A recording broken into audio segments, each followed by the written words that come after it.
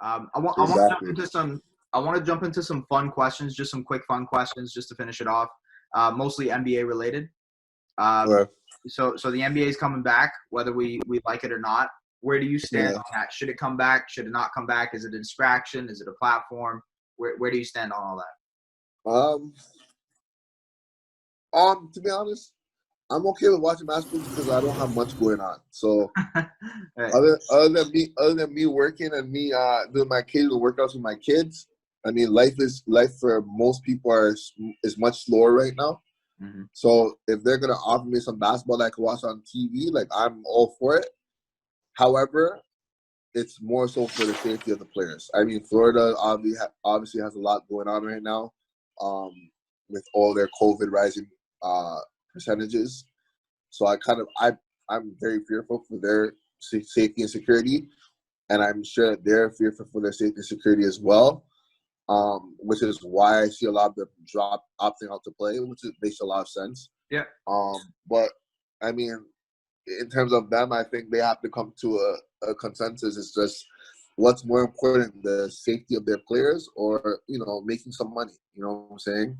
Um, that to me kind of shows how important NBA values its players. And I feel like that's something that should be kind of keyed in on. And no one's really saying that. No one's really mentioning that. No one's really talking about that.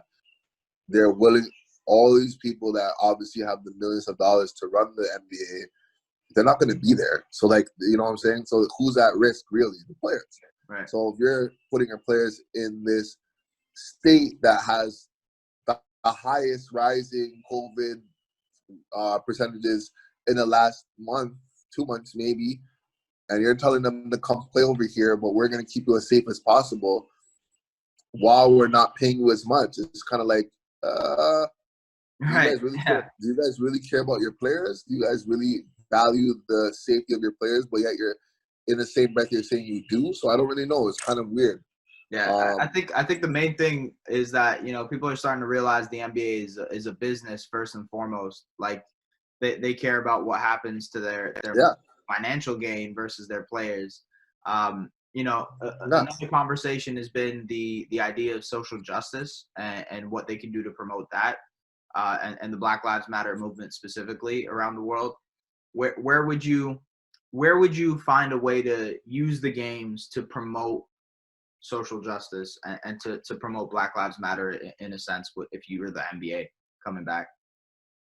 Well, I heard. I just saw this morning, or was it last night, that they're able to put whatever they The want on their jersey. jerseys. Yeah. That's kind of cool. That's a cool situation. But there's so many things that they could do. I mean, they could give out, they could go to anywhere. They could do different things, get T-shirts. They could do all types of different things. But it really comes down to just being consistent. I mean, like, they have players that want them to speak up, and I don't even know if the conveners and the NBA owners, I don't even know if they've made statements about what's been going on that much, and that's concerning. That's concerning. Like, I mean, like, they don't have people that you have this one of these multi-million billion-dollar companies within the NBA, which a lot of money's put into clearly, and they have people that have thousands and millions of dollars that obviously have a say with what goes on within their little box of the world. Right. Why are they not making any statements based on what's going on? Why are they not making any type of quotes, any type of, promises? What are they trying to do to make a change or help make a change within the world, Right. and show that they're supportive of the movement? And right now they haven't done anything. All they've done is said that we're going to continue playing within Florida, and they said they'll make a jersey change, and that's about it. But that's not really enough. That's not doing anything really. Right. No, And you're right. I know people say every little thing counts, but they could do more. Um, it's different when a homeless person is offering you the last 5 cents they have, as opposed to someone that's has millions of dollars offers you 5 cents. That's completely a different aspect, and I feel like they're not touching on what they could really do as a whole. And that's where things kind of become a little bit concerning. Not in the sense that they're doing what they can. If I felt like they were doing what they can, then we wouldn't be having this conversation. But I just feel like they could do a lot more, and That's fair. It's their job to do more, and right now they're not really answering that call. Right. I agree with you, man. Especially when you're like the one issue I have because I'm in media is that we have a lot of media personnel who thrive off a predominantly black sport, and they're just quiet. They're just silent. They're not talking about it, not saying anything there. And that's a big part that irks me because you're making your money off watching these players play essentially and reporting on it, analyzing it, and you're silent for when it matters for the actual players. I don't get that. You're silent. Yeah, I wanna ask you two more questions quickly. What is your pick for the NBA championship? Who's winning it if they end up actually coming back? Honestly, I was gonna say LA, Mm-hmm. but I don't know if LA is gonna win if they don't have their full roster. Right. Right now, Lakers or Clippers, by the way. Lakers. LA Lakers. I don't think Clippers are of a team. I don't think they're really a team yet. I think they have a little bit more kinks to go through. I think they have to definitely figure out their system and how they're gonna be the best possible Clippers team that they could be with their guys. And they probably won't figure that out until next season. But Lakers, they had a groove going into the end of the season, and they were starting to really gel well. So it hurts that they had to kind of stop playing for a few months. So I don't know how they're going to come back, especially if Avery Bradley and Dwight Howard aren't playing. So I don't know how that's going to look. Otherwise, I would say Raptors, because Raptors have been consistently going strong. They've been playing hard. They still are the defending champions, so you can't write them off. And they have a lot of great pieces. I mean, they have a lot of depth to their team that a lot of other teams don't have. And I think everyone on this Raptors team, I want to say everyone is bought in. I feel like everyone is kind of really bought in onto their roles. I think the coach has a great system that's implemented for them to expand on. Everyone knows what they're doing within it, and no one is scared. Everyone's playing strong into their strengths.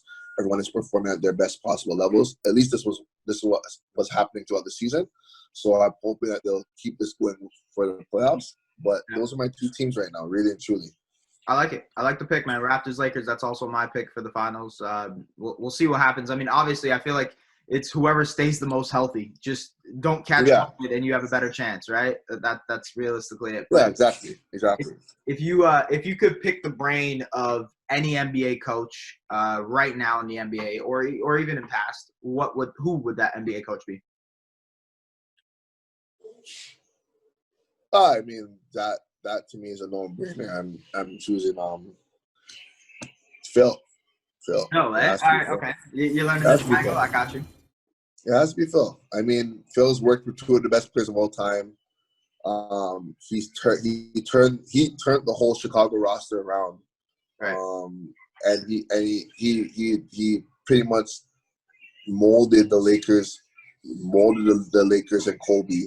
So I feel like his perspective and his way of doing things is unconventional for other coaches, but I feel like his method has pulled the greatest players of all time. So I feel like he deserves a sit down, or I just would love to have a sit down with him, because he clearly understands that not everyone's the same, and he understands how to work with people and get the best out of them.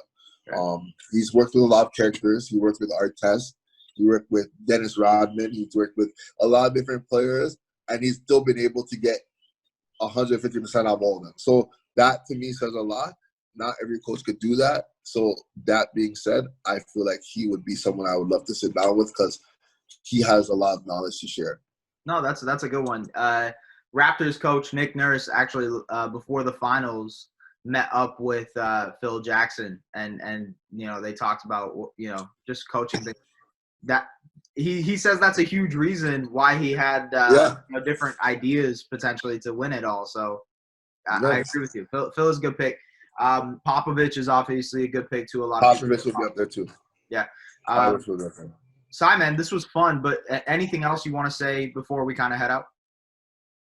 No, I just thanks for having me out. I appreciate it. I mean, I know Sean. I've known Sean for a while now. He's watched me go through basketball when I was at Vaughn. So when he showed me the opportunity and told me that I could be out here on this with you, I definitely had to jump at it. So I appreciate it. I'm sorry that it took me so long to kind of coordinate a time with you. Everything kind of, I started leaving the house not too long ago, and things kind of started to roll quickly with the training stuff. But I appreciate you having me on for sure. No, for sure, man. And don't worry about that. We both kind of messed up here for the schedule, but I gotta say, Sean was, and I'm sure he's gonna watch this thing, but Sean was a huge part of why I follow basketball and everything that I do with basketball right now. He was my coach in high school too, so it's interesting to have that connection. The connection. Yeah. But anyways. Yeah, for sure. It's nice. It's nice when everyone's connected. Mm-hmm. Everyone's connected, so it's nice. It's nice. It's really nice that basketball can connect so many lives, so many people, and that's part of the reason why I'm still in basketball. Right. Man, Sai, thank you very much, man. It was it's great to be able to kind of pick the brain of someone who's I would say at the grassroots of everything that's happening in basketball right now in Canada, just to be able to see guys develop, potentially even you might have the next NBA superstar in your roster right now. You never know, right? You never know. That would be great. Yeah. That would be great. Well, Coach, I appreciate you, man. Thank you very much for coming on True Sports TV, The Run. Again, my name is Esfandiar Baraheni here with Sai Samuels. We'll see you guys later. Take care. All right. Thank you, man. Appreciate it. Take care.